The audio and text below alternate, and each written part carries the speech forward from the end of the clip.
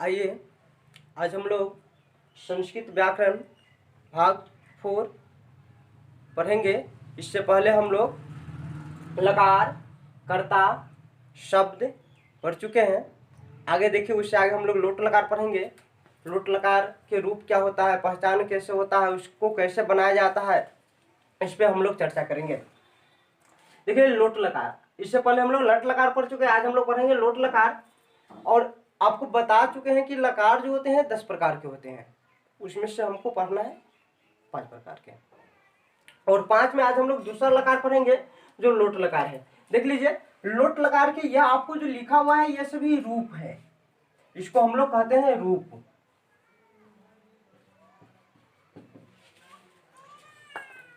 ये वचन हो गया, ये पुरुष हो गया। अब देख लीजिए, वचन के जितने नीचे लिखे हैं ये सभी एक वचन है तो एक वचन में हो जाएगा। यहाँ देखिए द्विवचन लिखा था, ये भी द्विवचन में हो जाएगा। ये बहुवचन लिखा था, ये बहुवचन में हो जाएगा। ये देखिए प्रथम पुरुष, तो इसके सामने वाले ये तीनों, ये आपको नजर आता हो ना, ये तीनों प्रथम पुरुष में हो जाएगा। ये देखिए मध्यम पुरुष, ये तीनों मध्यम पुरुष में हो जाएगा। ये देखिए उत्तम पुरुष, यानी कि ये तीनों उत्तम पुरुष में हो जाएगा। तो इस प्रकार से वचन और पुरुष हम लोग जानेंगे और जान चुके हैं। और कैसे इस लोट लकार को हम लोग वाक्य के साथ प्रयोग करेंगे इसको जानेंगे। अब देख लीजिए इसका पहचान में आपको लिखा हुआ है, जिस हिंदी क्रिया के अंत में, हिंदी क्रिया के अंत में अर्थात जो वाक्य रहेगा और वाक्य में जो क्रिया होगा, क्रिया जो काम करे, जो कार्य करे, जो काम करे, उसी को हम लोग क्रिया कहते हैं। जैसे पढ़ना, यह एक प्रकार की क्रिया है। तो यह जो लकार है, लोट लकार है, वह क्रिया के अंत में लगाए जाते हैं। यह लोट लकार जो किसके अंत में लगाए जाते हैं, क्रिया के अंत में लगाए जाते हैं। यदि क्रिया न रहे तो क्या करेंगे, यदि क्रिया न रहे तो हम लोग, यह जो लकार होता है लकार का रूप नहीं लगेगा।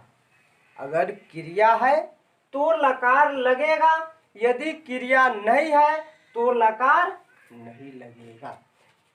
देख लीजिए, तो इसकी पहचान समझिए आप लोग। जिस हिंदी क्रिया के अंत में, अर्थात क्रिया होना चाहिए वाक्य के अंत में था, थे, थी, या, ये, ई, या तो था, थे, थी रहे, या तो या, ये, ई रहे, लगा रहता है तो उसे लोट लकार का वाक्य कहेंगे।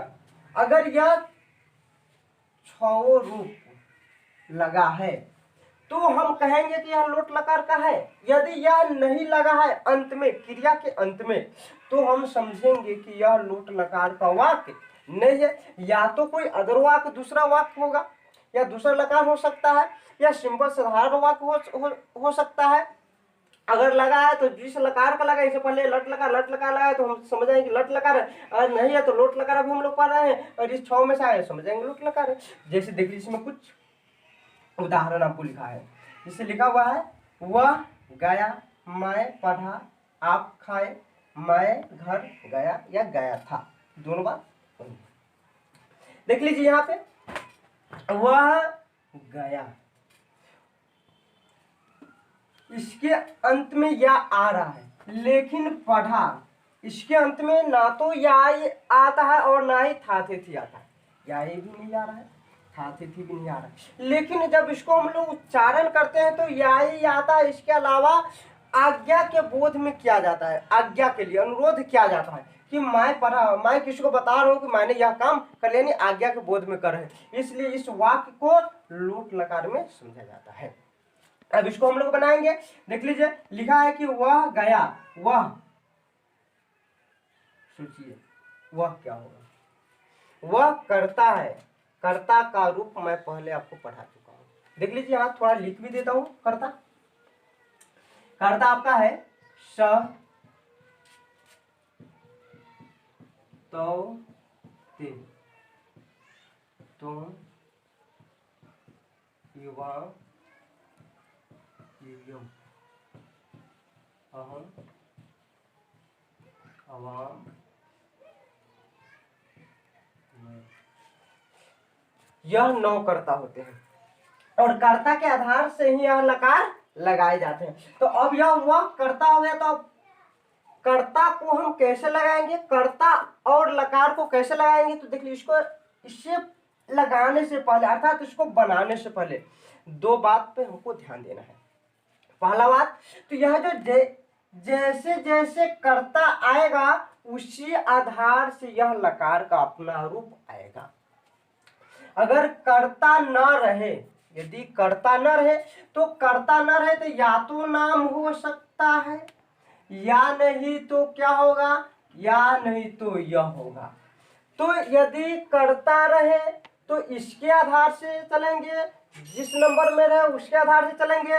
यदि कर्ता न रहे, नाम रहे, यह रहे तो कर्तत्व के आधार से यह भी चलेगा, लेकिन यह सिर्फ प्रथम वाला यानी जो प्रथम पुरुष होता है ना वही उसी के आधार से चलेगा। अर्थात नाम और यह में सिर्फ प्रथम पुरुष वाले जो होंगे ना ये तीनों वचन यही तीनों लगाए जाएंगे। प्रथम पुरुष के तीनों रूप ही सिर्फ लगाए जाएंगे, इसके सिवा और कुछ नहीं लगाया जाएगा। कब, जब नाम या यह रहे तब। अब नाम में देख लीजिए, नाम में किसी का नाम हो जाएगा मोहन, सोहन और भी हो सकता है। यह तो हमेशा एक ही रहेगा। यदि एक नाम रहे तो एक वचन के साथ लगाएंगे, दो नाम रहे तो द्विवचन के साथ लगाएंगे। यदि दो से अधिक नाम रहे तो बहुवचन के साथ इसको हम लोग लगाएंगे। याद रख लीजिएगा कि वचन में यदि नाम आए तो एक नाम रहे एक वचन, दो नाम रहे द्विवचन, दो से अधिक रहे बहुवचन। यदि न रहे यह दोनों न रहे तो ये लकार आ जाए, ये कर्ता आ जाएगा और कर्ता के आधार से लकार लगा देंगे। अब इसको हम लोग समझेंगे। यदि आपको ऐसे समझ में ना आए तो आप ध्यान कर लीजिएगा कि इसको आप नंबर दे दीजिए। इसको एक नंबर दे दीजिए, ये 2 हो गया, ये 3 हो गया, ये 4 हो गया, ये 5 हो गया, ये 6 हो गया, ये 7 हो गया, ये 8 हो गया, ये 9 हो गया। उसी प्रकार इसको भी नंबर दे दीजिए, 1 नंबर हो गया, ये 2 हो गया, ये 3 हो गया, ये 4 हो गया, ये 5 हो गया, या 5 नीचे लिख देते 6 हो गया, ये 7 हो गया, ये 8 हो गया, ये 9 हो गया। यानी कि जय नंबर करता एक नंबर, जय नंबर करता उतना ही नंबर लकार है। यानी तो जय नंबर वचन और पुरुष, जो वचन और पुरुष में करता आएगा उसी वचन और पुरुष में लकार भी आएगा। देख लीजिए अब हम लोग उस आधार से कर्ता और लकार के आधार से इसको बनाने का प्रयास करेंगे। देखिए यहाँ पे जा रहा है, वह गया, वह तो वह का संस्कृत आपका हो जाएगा श। देख लीजिए स, उसमें देख लीजिए श लिखा हुआ है आपका यहाँ श। अगर इसको हम नंबर के आधार से पढ़ेंगे तो एक नंबर, और वचन और पुरुष के आधार से पढ़ेंगे तो ये एक नंबर में आ जाए, प्रथम पुरुष एक वचन। तो देख लीजिए यहाँ प्रथम पुरुष, ये प्रथम पुरुष हो गया और एक वचन। यहाँ नंबर के आधार से समझेंगे तो एक नंबर हो गया, तो एक नंबर में स हो गया। अब गया का संस्कृत आपका हो जाएगा गज, और गज क्या है, धातु है, धातु अर्थात क्रिया है। अब इसमें रूप लगा देंगे। अब देख लीजिए स जोन रूप में आएगा वही रूप इसमें लगेगा, अर्थात एक नंबर में आया तो एक नंबर वाला ही लगेगा। यानी कि प्रथम पुरुष एक वचन, इसमें भी प्रथम पुरुष एक वचन, तो एक वचन में क्या है, तू है, तो इसके अंत में आप क्या कीजिए कि तू लगा दीजिए और देख लीजिए कि आपका ट्रांसलेशन अनुवाद।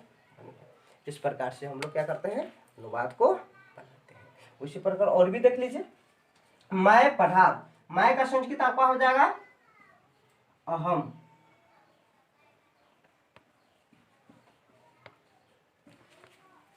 पढ़ना को हो जाए पढ़, पढ़। देख लीजिए इस प्रकार।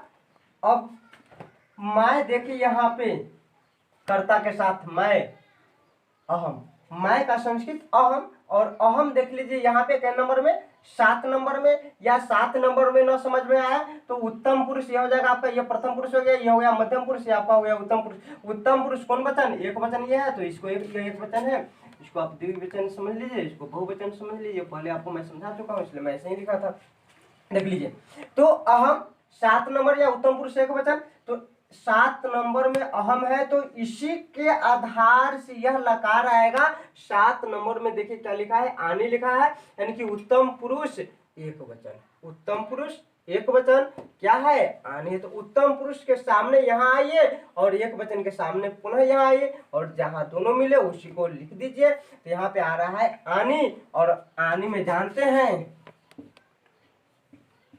कि आँख नहीं लिखते हैं, यह स्वर है इसलिए इसको नहीं लिखा जाता है, और आ के बदले इसका जो मात्रा होगा वह लिखा जाएगा। तो यहाँ पे लिखेंगे आ और नी, उच्चारण करने पे आनी आना चाहिए। तो देखिए जरा इसको हम लोग उच्चारण करते हैं, पठानी, पठानी, आनी आ रहा है आनी, तो यह बिल्कुल सही है। यदि आनी नहीं आता तो फिर यह गलत हो जाता। अर्थात अब यह पूरे वाक्य को हम लोग पढ़ेंगे, अहम पठानी यानी कि हमें, मैं पढ़ा, अहम पठानी। उसी प्रकार देखिए आप खाए, आप देख लीजिए इसको, या आपका 1 2 ये हो गया 3 नंबर देख लीजिए यहाँ पे। आपका संस्कृत हो जाएगा तुम देख लीजिए करता, ये देखिए 4 नंबर में, यानी मध्यम पुरुष एक वचन 4 नंबर, तुम हो गया। खाए, खाना का खत्म हो गया। अब कौन रूप लगेगा, तो ये 4 नंबर में है, तो 4 नंबर वाला है, कुछ देखिए जरा इसमें 4 नंबर वाला कौन है, मध्यम पुरुष एक वचन में 4 नंबर में, ये देख लीजिए ही या तो आप ही लिखिएगा या नहीं तो अ लिखिए, यानी कि दोनों में से कोई एक को लिखेंगे। तो जरा सोचिए, यदि खद द पढ़ते हैं, सिर्फ द का उच्चारण कीजिए, द का उच्चारण कीजिए। अगर आप द का उच्चारण करते हैं तो उसके अंत में, यानी कि द के अंत में अ आएगा, तो आप सिर्फ इतना ही रहने दीजिए, फिर भी सही है। यदि आपकी इच्छा हो कि सर हम अ नहीं लिखेंगे, हम ही लिखेंगे, तो आप ही लिख दीजिए, फिर भी सही है। या ही ना लिख करके सीधा खद रख दीजिए, ये दोनों सही, क्योंकि दोनों में से कोई एक को ही लिखना है, इसलिए ही लिखेगा फिर भी सही है, अ लिखेगा फिर भी सही। अ लिखेगा तो इसमें कुछ नहीं लगेगा, जो शब्द है वही शब्द रह जाएगा। इस प्रकार से ट्रांसलेशन बनाए जाते हैं। उसी प्रकार और देख लीजिए, मैं घर गया था, मैं घर गया या गया था, बात दोनों बराबर है। देख लीजिए मैं का संस्कृत आपका हो जाएगा अहम, घर का गृहम, इसमें अनुस्वार नहीं लगा है, विसर्ग नहीं लगा है, म लगा है। क्यों, इसको जब हम लोग कारक में चलेंगे ना, तो उस समय मैं आपको बताऊंगा कि म क्यों लगाते हैं, और जो विसर्ग होते हैं उसको हम लोग क्यों नहीं लगाते, और जो विसर्ग लगाते हैं और जो विसर्ग क्यों नहीं लगाते हैं। जब हम लोग कारक पढ़ेंगे, कारक में डिटेल से जानेंगे, फिर इस सारे जितने भी है छोटे छोटे टॉपिक है ना, इन सब पे हम लोग चर्चा करेंगे, लेकिन समय के साथ करेंगे, क्योंकि सभी इस समय एक बार में सभी बात को समझाना सही नहीं है। देख लीजिए अहम, तो गृहम घर का हो गया। उसके बाद देख लीजिए गया, गया का संकेत हो जाएगा गच्छ। आप कहिएगा सर था के भी लिखेंगे, नहीं, था के बिल्कुल नहीं लिखना है। क्यों, अंत में क्रिया है, और क्रिया के अगर बगल में, लास्ट में, क्रिया के ठीक बगल में जो था थे थी या है हो हूं रहता है, तो उसका संस्कृत नहीं लिखाता है। क्यों नहीं लिखाता है, क्योंकि क्रिया में लकार लगता है, और जब लकार लगता है तो लकार के था थे थी है हो हूं के बदले उसके लकार आ जाता है, इसलिए हम लोग उसको नहीं लिखते, था थे थी है हो हूं नहीं लिखते हैं, और उसके बदले लकार को लगा देते हैं, जो लकार रहता है। तो यह बता रहा है कि लोट लकार, इसलिए इसमें हम लोट लकार का रूप लगा दिए। और देख लीजिए लोट लकार का रूप क्या हो जाएगा, कि मैं घर गया, तो गच्छ और अहम देख लीजिए क्या नंबर में, अहम देखिए 7 नंबर में, तो 7 नंबर में देख लीजिए आने है, या उत्तम पुरुष एक वचन में देख लीजिए आने लिखा है, तो अ तो नहीं लिखते हैं, इसके बदले पाई लिखेंगे यहाँ, और नी लिख, और इसको उच्चारण करेंगे तो गच्छानी, गच्छानी, आनी यानी उच्चारण करने पे आनी आ रहा है, गच्छानी, आनी आ रहा है, इसका अर्थ यह हुआ कि यह बिल्कुल सही है। तो इस प्रकार से हम लोग ट्रांसलेशन, यानी तो इस प्रकार ये जो लोट लकार है ना, लोट लकार किसी भी प्रकार से अगर ये अंत में लगा है, खाते थे या ही लगा है और क्रिया के साथ लगा है, तो हम समझेंगे कि यह लकार होगा। यदि क्रिया के साथ नहीं लगा है, हम समझेंगे कि यह लोट लकार नहीं होगा। जैसे देख लीजिए कि बिना लकार वाला मान लेते हैं, कुछ ऐसे भी शब्द होगा जिसके अंत में या तो था थी रहेगा, लेकिन वह लकार नहीं होगा। जैसे देख लीजिए लिखा रहेगा वह मोहन था। अब इस वाक्य को देखिए, वाक्य को देखिए और पहचाने क्या क्या इसमें, इस जो वाक्य उसके अंत में कोई काम हो रहा है, इसको उच्चारण से कोई काम, आपसे कोई क्वेश्चन पूछेगा मोहन आप क्या कर रहे थे, इसमें उसको कुछ जवाब मिलेगा, बिल्कुल नहीं मिलेगा, क्योंकि वह नाम है। बता रही मोहन था, नाम है। यह काम का बोध नहीं कराएगा, लेकिन इसमें देख ले मैं पढ़ा, अब इससे पूछ लीजिए कि वह कोई व्यक्ति होगा, उससे पूछ ले वह यानी कि क्या किया, पूछे क्या तो कहता है वह गया, यानी कि कहीं ना कहीं गया होगा, घर जाए, पढ़ने जाए, कहीं ना कहीं गया हो। इसमें बिल्कुल जवाब मिलता है, लेकिन इसमें जवाब नहीं मिलता है, सिर्फ यह बतलाता है कि भाई था, लेकिन यह बताता है कि कुछ काम किया। इसलिए इसमें था का संस्कृत लिखेंगे और इसमें कोई लकार नहीं है, इसलिए यहाँ पे जो लकार हम आपको 2 लकार पढ़ाए यह लकार इसमें नहीं लगेगा। और इसको जब हम बनाएंगे तो ये साधारण वाक्य हो गया। साधारण वाक्य सिर्फ जैसे है वैसे लिख दीजिए। वह का संस्कृत लिखना है तो स लिख लीजिए, मोहन का संस्कृत लिखना है मोहन लिख करके सा लगा दीजिए, सॉरी विसर्ग लगा दीजिए, और था है तो आश्रित लिख दीजिए, और है रहता तो अस्थित लिख देते। इस प्रकार से ट्रांसलेशन जाते हैं। चलिए तो आज देखिए, आज के लिए इतना ही, पुनः हम इससे आगे कल पढ़ेंगे। धन्यवाद।